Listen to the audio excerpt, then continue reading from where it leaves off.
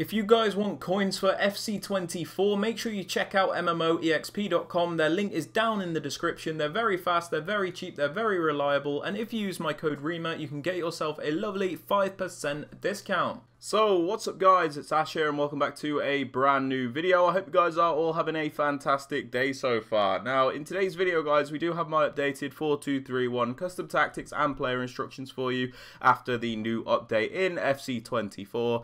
And yeah, I hope these help you guys out. I've played quite a few games with them, haven't lost too many games at all. So yeah, I hope these help you out and I hope you guys enjoy the video. Let's get right into it. Alright then guys, so starting off with the custom tactics, for the defensive style we have this on balanced. Now the reason we have it on balanced is because I believe it does give you the best control over your defenders. So if you want to, for example, be aggressive and press your opponent, you can do that. And then if you want to maybe drop off and then be a little bit more passive in your approach, you can also do that. So balanced is the way to go in my opinion. That being said, if you want to use pressure tactics because you're more comfortable with that, that is absolutely fine. Moving on to the defensive width guys, at the moment we have this on 40, so it's a bit lower than before. The reason I've lowered it is because I was noticing way too many gaps through the middle. I didn't like how many through balls were going through me, if that makes sense, so I just lowered it a bit to make it a bit more compact. But we still have that width at 40, so we can still cover those wider areas in case an opponent goes for an attack down the wing guys.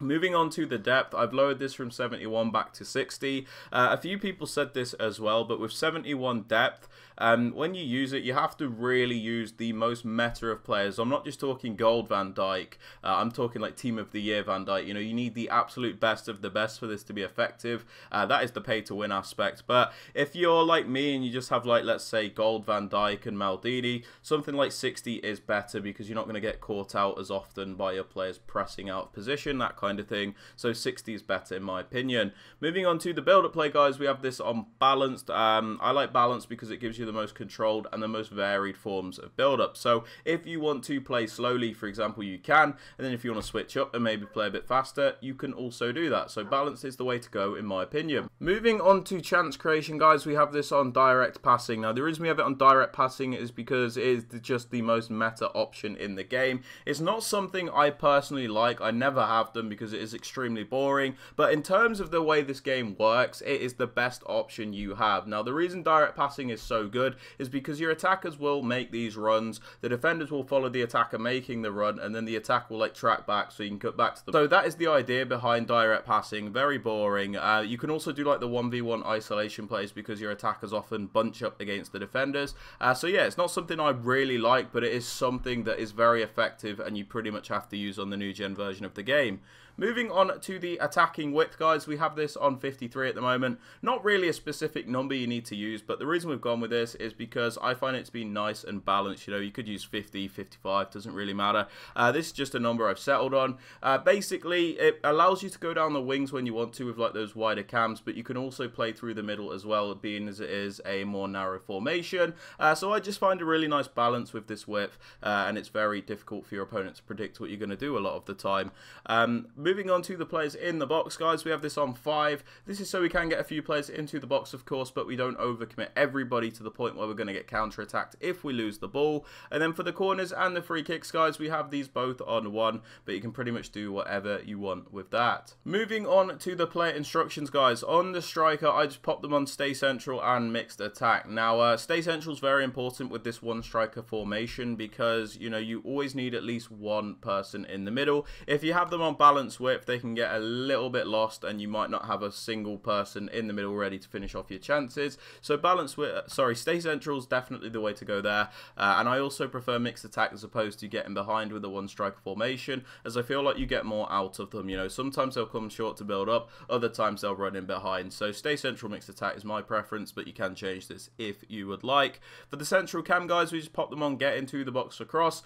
This is so that they don't hesitate in getting into the penalty area and help helping us out. This is a very important instruction in my opinion. But as for the other ones, we just leave them alone because we don't really want to restrict the camel that much. We kind of just want to let them do what they want to do. For the wide cams, guys, we pop them on, come back on defense, and get into the box across. Again, pretty boring instructions, but very, very necessary. So these wide cams on come back on defense will come back to make it defend in a 4-man midfield. So we'll have the left mid and the right mid coming back. So the right cam and the left cam coming back to defend as the right mid and the left mid, sorry.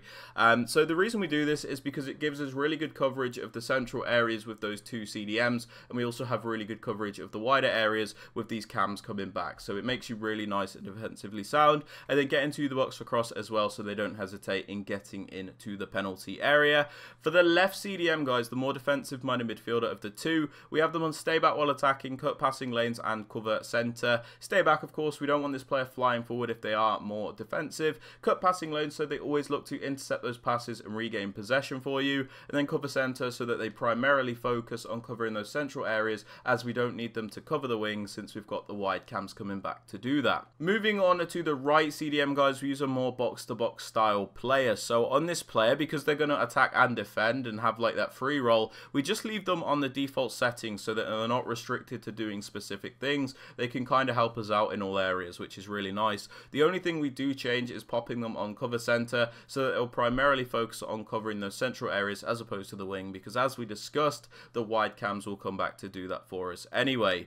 As for the fullbacks, guys, at the moment I just have them both on stay back while attacking and overlap. Now I'm somebody that really does enjoy getting my fullbacks involved in the attack, so what I've been doing at the moment is controlling when I send them forward. So I leave them both on stay back and overlap at the moment, so we always have at least 4 defenders back at a time. You know, our defensive line's always in shape. But then when I want to attack with them, I will either use the left bumper to send them on a run forward, or I will use the D-pad tactics to put on attacking fullbacks temporarily and then switch it off when I don't want them to go forward. So it just gives me a little bit more control at the moment. That being said, sometimes it might be nice if you can't be bothered to just have one fullback on balanced overlap, so you've got that natural, you know, that natural attacking threat down a specific side. But at the moment, yeah, like I said, I just leave them on stay back and overlap. For the 2 centre backs, guys, I leave them alone, of course. I don't touch them. And then the keeper, I also leave them alone. But if you want, you can pop them on comes for crosses and sweeper keeper. Does not really matter. But yeah, guys, they are my tactics and player instructions for the 4-2-3-1 formation. Sorry if this video is a little bit all over the place. I haven't recorded, you know, for the past couple of days. I haven't really, you know, done much socializing or anything because I've been submitting my uni assignment that was due in. But yeah, sorry if if it wasn't as good as usual. But yeah, I hope you guys enjoyed. If you did, please be sure to drop it a thumbs up, sub to the channel if you are new, and then don't forget to turn on those notifications. And with all that aside, guys, I hope you have a fantastic rest of your day, and I will catch you all in the next video, guys. Peace out.